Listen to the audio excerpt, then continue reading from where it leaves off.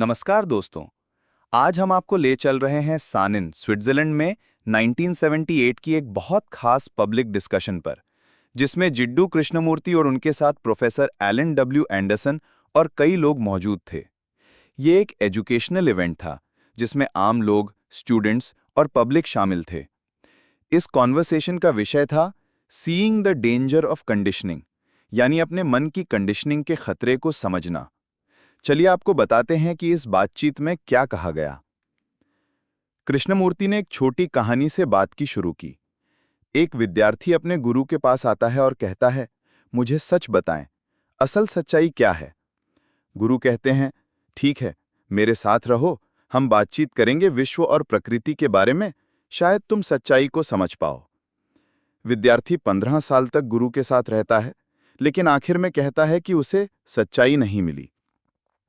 फिर वो कहीं और जाता है और वापस आकर कहता है कि उसे सच्चाई मिल गई है। उसने कहा, मैं नदी पर चल सकता हूं। गुरु हंसकर कहते हैं, बेटा, रिवर पार करने के लिए नाव भी होती है।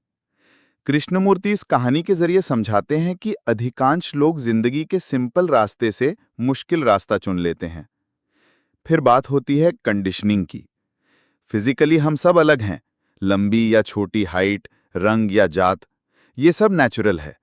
लेकिन यहां बात साइकोलॉजिकल कंडीशनिंग की हो रही है, जैसे हमारे इमोशंस, सोच, भय, गिल्ट और सामाजिक और धार्मिक नियम जो हमारे मन को बंद कर देते हैं। ये कंडीशनिंग हमारे मन को रिस्ट्रिक्ट करती है और दुनिया में डिवीजन, झगड़े और लड़ाई का कारण बनती है। जैसे अलग धर्म, जाति, देश और बिलीफ्स के चलते लोग एक दूसरे से लड़ते हैं। कृष्णमूर्ति ने सबसे बड़ा सवाल उठाया कि क्या आप सच में अपने कंडीशनिंग को समझते हैं? क्या आपको खुद पता है कि आप कंडीशन्ड हैं, या सिर्फ किसी ने आपको बताया और आप उस बात को मान लेते हैं? ये फर्क समझना बहुत जरूरी है, क्योंकि अगर आप खुद रियलाइज कर लेते हैं कि आप कंडीशन्ड हो, तो उसका असर गहरा होता है। जैसे अगर आपको भूख लगी हो, तो चाहे कोई बोले ना बोले आपको पता हो जाता है। अगले कदम में कृष्णमूर्ति ने बताया कि लोग अक्सर कहते हैं कि वो कुछ अच्छी कंडीशनिंग रखना चाहते हैं और बुरी कंडीशनिंग छोड़ना चाहते हैं। लेकिन असली सवाल है कि कौन चूज करता है। जो चूज करता है वो भी कंडीशनिंग का हिस्सा है। हम अपनी पसंद और नापसंद को प्लेजर और पेन से जोड़ते हैं, जिससे हमारे मन में डिवीजन बना रहता है। फिर उन्होंने ये सवाल किया कि क्या पूरी तरह से कंडीशनिंग से मुक्ति मुमकिन है। कृष्णमूर्ति ने कहा कि जब तक आप अपने कंडीशनिंग के खतरे को पूरी तरह से समझोगे नहीं, तब तक आप उससे मुक्त नहीं हो सकते। वो हमें दुनिया के हिंसा, जंग, बंटवारे और दुश्मनी की मिसाल देते हैं, जो हमारी कंडीशनिंग का नतीजा है। अगर हम सचमुच इस खतरे को समझ लें, तो हम नेचुरली उससे छुटकारा पा लेंगे।